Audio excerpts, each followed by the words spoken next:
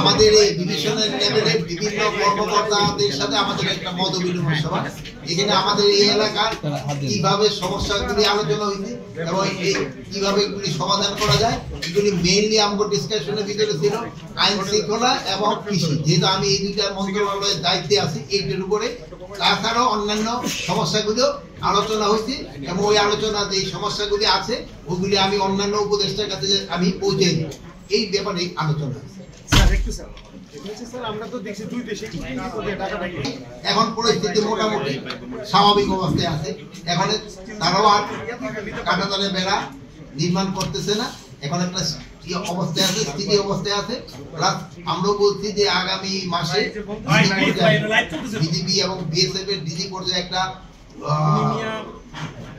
Meeting আছে, ওই meeting এ এইগুলি আলোচনা হবে।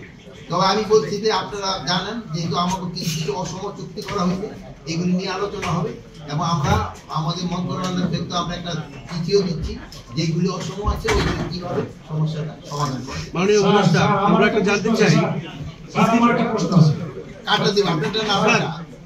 আপনি দূরে আছেন, আমি মোহাম্মদ কামরুল হাসান ডিলিট ট্রাইব্যুনালে বলেছি আসি আপনার থেকে জানার জন্য, যেহেতু আমি তখন থেকে জানি না। আপনি আমারে বলেন কি যদি তাগো থেকে উৎসাহ উদ্দীপনা আগের থেকে যদি না বেড়ে থাকে তা আপনি আমার বলেন, আমি তাকে বলবো যে আপনাকে সম্বন্ধে এইটা আছে, আপনারা এইটার আপনারা সমাধান করেন। আপনার কি মনে হচ্ছে? মনে হচ্ছে স্যার পুলিশের মোটামুটি ভাবে ধীরে ধীরে তাদের সেই উদ্যোগগুলো ফিরে পাচ্ছে। এইটাই দোয়া করবেন যেন তারা আগের যে উৎসাহ উদ্দীপনা এবং যে তাদের কর্মদক্ষতা আগের মতো যেন ফিরে পায় এবং এটা যেন যত তাড়াতাড়ি পায়, এটা যেন ডিলে না। মাননীয় উপদেষ্টা, আপনার কাছে জানতে চাই, সম্প্রতিকালে পুলিশের তদন্ত ক্ষমতা নেওয়ার জন্য একটি গোষ্ঠীর তৎপর রয়েছে। আমরা কোর্টের প্রতিষ্ঠান থেকে পুলিশকে সরিয়ে এপিপি বসানোর ফলে গোপনীয়তা সক্ষম রয়েছে, এই বিষয়ে না পুলিশের তদন্ত করার ক্ষমতা নেওয়ার কোনো স্কোপই নেই। পুলিশের তদন্ত পুলিশই করবে, এটা তো অন্য সংস্থা করার কোনো স্কোপ নেই। পুলিশের তদন্ত পুলিশই করবে। আর ওই যে আপনি বলছেন যে ওই যে ট্রাইব্যুনালের যে তদন্ত, ওখানে কিন্তু আমার পুলিশ বাহিনী, আমাদের এখান থেকে পুলিশ বাহিনী নিয়োগ দেওয়া হয়েছে। ওখান থেকে এরা চাইছে এতজন পুলিশ দেওয়ার জন্য আমরা দিচ্ছি পুলিশ অফিসার। ওটা অন্য কোনো বাহিনী, ওটা আমার পুলিশ বাহিনী। গোপনীয়তা তো এখান থেকে আমরা টেলিভিশনের একটু সবাই ক্রিয়া করি। এই কৃষি উপদেষ্টা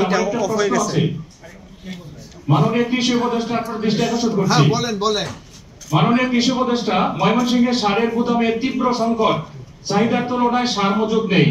দেশে বর্তমানে কোনো সিন্ডিকেট নেই, পরিবহনে চাঁদাবাজিও নেই। তাহলে সার সরবরাহে কেন এত বিলম্ব হচ্ছে? আমার অঞ্চলে কৃষকদের কেন বেশি দাম দিয়ে সার কিনতে হচ্ছে? ডিলাররাও জানিয়েছেন 25 জানুয়ারির পর নন ইউরিয়া সারের চাহিদাও কমে যাবে। রাসায়নিক সারে শত শত কোটি টাকা ভর্তুকি দিয়ে তার পকেট ভারী করা হচ্ছে, প্রশ্ন উঠতেই পারে। এমত অবস্থায় মাননীয় কৃষি উপদেষ্টা, কৃষকদের জন্য কি বার্তা রয়েছে জানতে চাই আপনার কাছে। আপনার কৃষকের জন্য বার্তা হলো সারের কোনো সংকট নাই, সারের কোনো সংকট নাই, সারের কোনো সংকট নাই। আর যদি কেউ সারের কৃত্রিম সংকট করার চেষ্টা করে, আমি আইন শৃঙ্খলা বাহিনী এবং ডিভিশনাল কমিশনার সাহেব আছে তাদের বলবো, তাদেরা এর সাথে জড়িত হবে।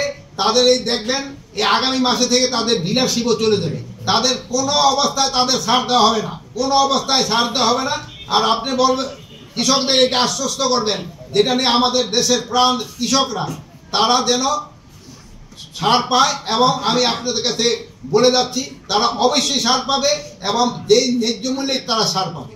আর আপনারা এটা তাদের কাছে প্রচার করে দিবেন। আর আমি আপনাদের কাছে অনুরোধ করব, আপনারা কিন্তু সবসময় একটা সত্য প্রকাশ করার জন্যই কিন্তু এই বিদেশি মিডিয়াগুলি অনেক সময় উল্টাপাল্টা অনেক খবর দিত, কিন্তু আপনারা সত্যটা প্রকাশ করার জন্য কিন্তু এখন বিদেশি মিডিয়া এখন আর এই অপপ্রচারটা আমাদের করতে পারে না। এই জন্য আপনারা আমাদের সাংবাদিক ভাইদের জন্য আমি আপনাদের অনেক অনেক ধন্যবাদ জানাই। আপনারা কিন্তু সব ক্ষেত্রে আপনারা আমাদের এই সাহায্য এবং সহযোগিতা করে আসছেন। ভবিষ্যতে আপনারা আমাদের সব ক্ষেত্রে সাহায্য সহযোগিতা করবেন এই আশা করি। আল্লাহ হাফেজ।